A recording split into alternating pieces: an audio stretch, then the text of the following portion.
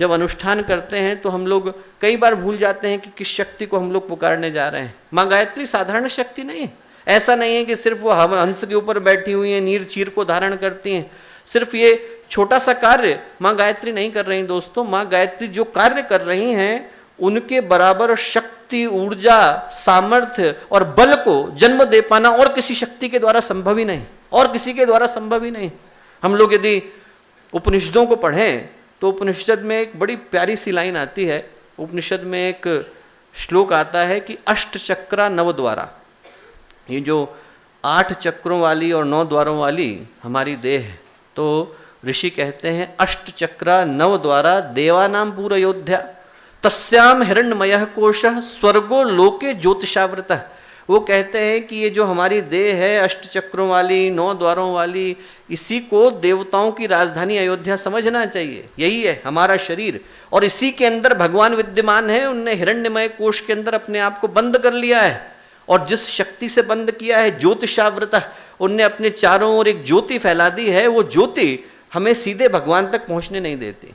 हमको यदि प्रधानमंत्री के पास जाना हो, हमें मुख्यमंत्री के पास जाना हो, तो आप सीधे मुंह उठा के नहीं पहुंच जाते हो। आपको जॉइंट सेक्रेटरी से अपॉइंटमेंट लेना पड़ता है। वो LIU वालों से चेक करते हैं कि जो मिलने के लिए आ रहा है वो सही है कि नहीं।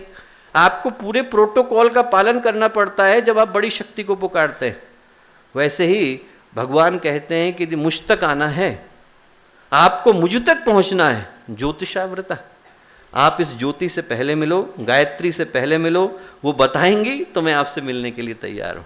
दोस्तों, गायत्री उस शक्ति का नाम है।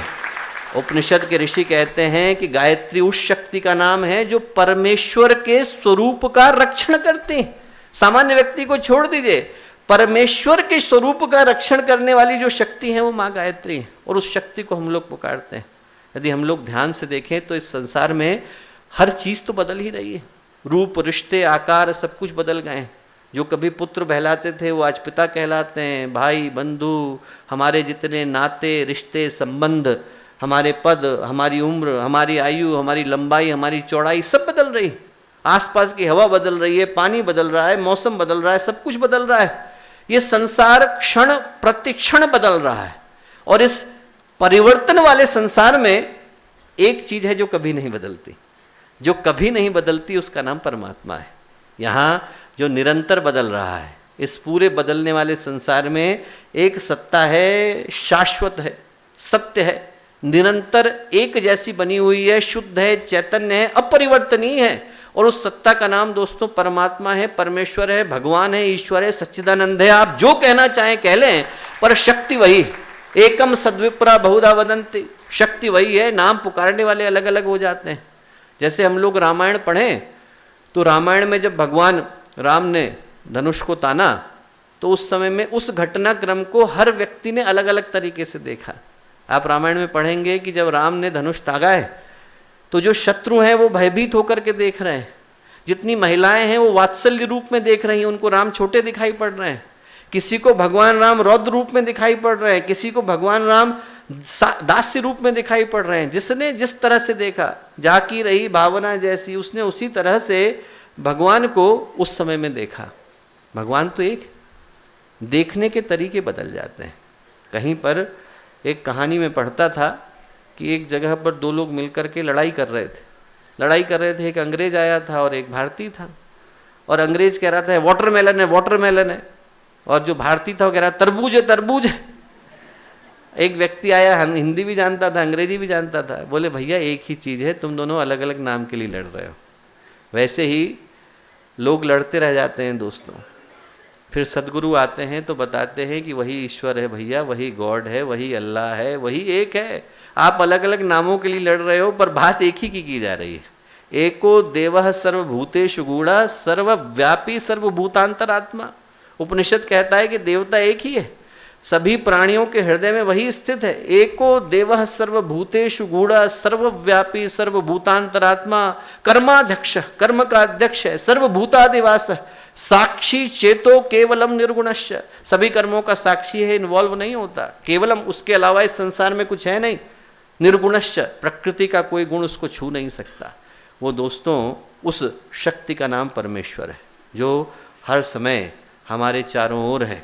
इस हवा के अंदर, इस पानी के अंदर, हमारे जीवन के अंदर, हमारे जीवन का आधार हर व्यक्ति की अंतरात्मा के अंदर, कुत्ते के अंदर, बिल्ली के अंदर, इंसान के अंदर, दुनिया के सारे प्राणियों के अंदर, पहाड़ के अंदर, हवा के अंदर, नदी के अंदर, वृक्ष के अंदर, वनस्पति के अंदर, हर जगह पर वही एक ही शक्ति विद्यमान है और उसका नाम है परमात्मा। और उस परमात्मा की शक्ति के रक्षण का दायित्व माँ गायत्री का है। माँ गायत्री के पास ये दायित्व है कि वो उस परमेश्वर की स्वरूप का रक्षण करें। और जिस माध्यम से माँ गायत्री करती हैं उसका नाम है दोस्तों भर्ग। भर्ग को उपनिषद के ऋषि माँ गायत्री का आध्यात्मिक तेज कह करके पुकारते हैं। भर्ग शब्द भरण को जन्म देता है। हमारे भरण पोषण का दायित्व माँ गायत्री का है। ये पूरा का पूरा विश्व भरण वहीं से करता है, भ्रमण वहीं पे करता है, क्षरण वहीं पर करता है, जन्म वहीं से लेता है, पलता वहीं पर है, समा उन्हीं में जाता है। ये जितनी की जितनी सृष्टि है, जितनी दिखती है, जितनी नहीं दिखती, इन सब के पीछे आधार रूप में जो एक शक्ति और सत्ता है उनका नाम माँ गायत्री। उपनिषद के ऋषि कहते हैं कि 3 शक्तियां हैं उनकी, भर्गमयी भर्गो, तेजोमयी देवस्य और ज्योतिर्मयी धीमहि।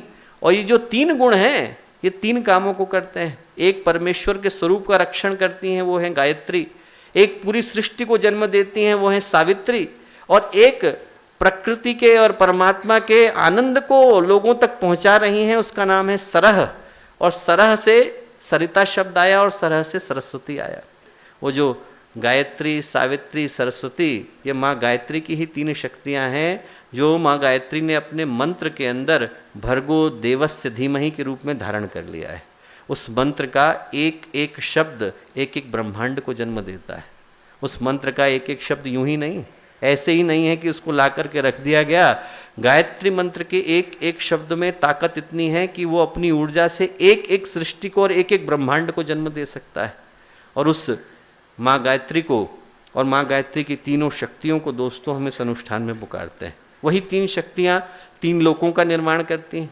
वही 3 शक्तियाँ वेदत्रयी कहलाती हैं। वही 3 शक्तियाँ अ, उ और म के रूप में ओमकार की 3 मात्राएं बन जाती हैं। वही 3 शक्तियां भूः भुवः स्वः के रूप में गायत्री मंत्र की व्राहृतियां बन जाती हैं। वही 3 शक्तियां माँ गायत्री की त्रिपदा कहलाती हैं। शक्तियां वही हैं, पर वो 3 मिलकर के इस पूरी सृष्टि का निर्माण, पालन, पोषण, संहार, ये सारे दायित्वों को संभालती हैं। वो एक ही माँ गायत्री की शक्तियां हैं।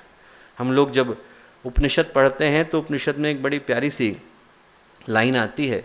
वो कहते हैं भूरुति वा अयम लोक, कि जो भू है वो ये लोक है। हमारा एड्रेस क्या है? भूलोक।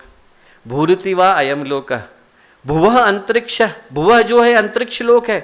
सुवौ असौ लोक, जो स्वः है वो स्वर्ग लोक है। इसीलिए स्वः से स्वर्ग शब्द निकल करके आया। स्वर्ग हम लोग बोलते हैं तो वो भू भुवः स्वः के स्वः से निकल करके आया। मह इत्यादित्य, बोले उससे ऊपर उठ करके भगवान सूर्य का लोक है आदित्य। और आदित्य को जन्म देने वाली शक्ति कौन सी है? गायत्री। 3 लोक वहीं से निकल करके आए।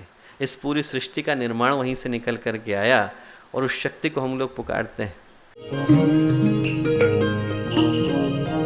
हमारे YouTube चैनल को सब्सक्राइब करें और बेल आइकन को दबाएं ताकि आपको नोटिफिकेशंस मिलते रहें।